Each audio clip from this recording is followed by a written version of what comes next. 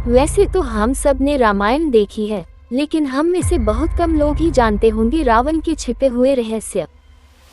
आज हम आपको बताएंगे रावण के वो रहस्य जो न तो आपने टीवी पर देखे होंगे और न ही कहीं पढ़े होंगे। 1. राक्षस वंश का नहीं था रावण।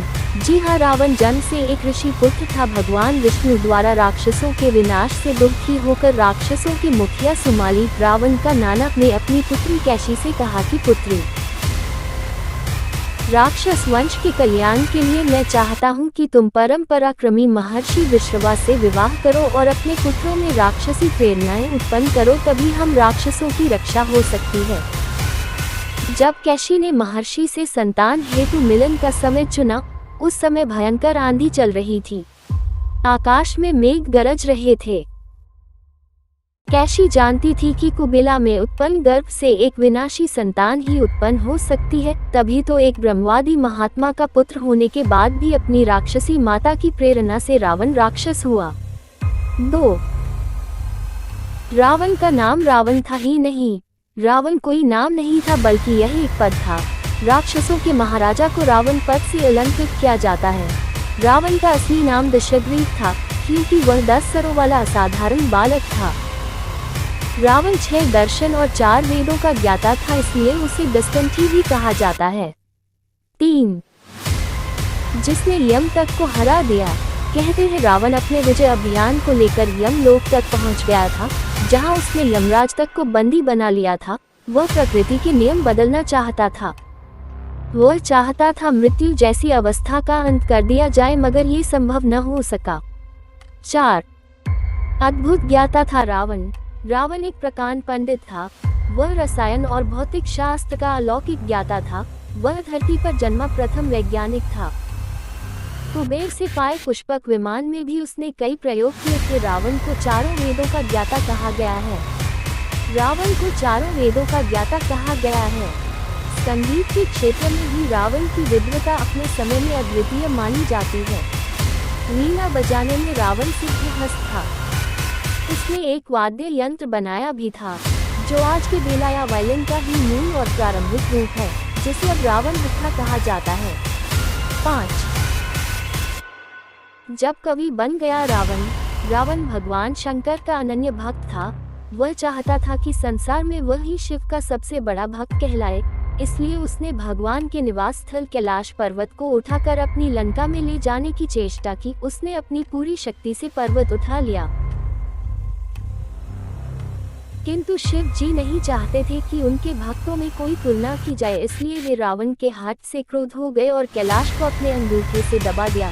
रावण उसने दब जाने ही वाला था कि उसने तुरंत क्षमा याचना करते हुए एक अति सुंदर काव्य रचना की, जिसमें शिवजी की तांडव नृत्य का वर्णन किया गया है। वह अलौकिक काव्य रचना आज शिव तांडव स्तोत्र के नाम से जानी जाती है। 6. मर्यादाओं का पालक था रावण। सीता जी को लंका ले जाने के बाद उसने उन्हें महल में नहीं रखा, क्योंकि वह जानता था कि सीता जी वनवास पर हैं और महल में रहने पर उनके व्रत का अपमान होगा। साथ ही उसने कभी भी सीता जी को स्पर्श नहीं किया।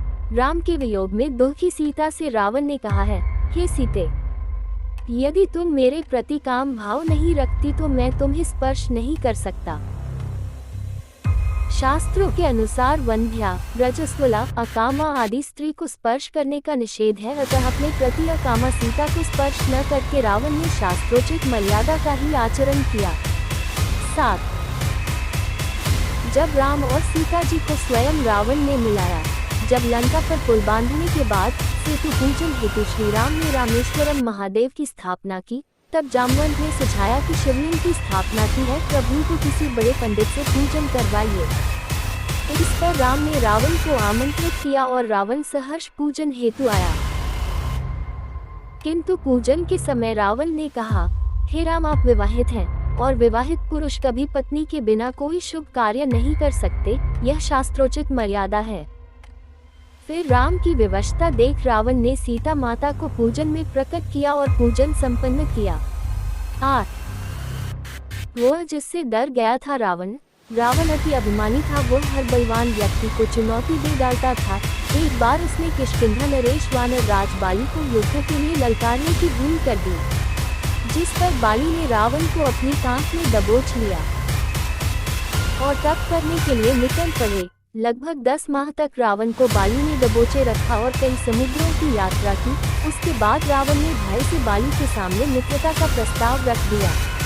9. अद्भुत संगीत प्रेमी। संगीत के क्षेत्र में भी रावण की विद्वता अपने समय में अद्वितीय मानी जाती है।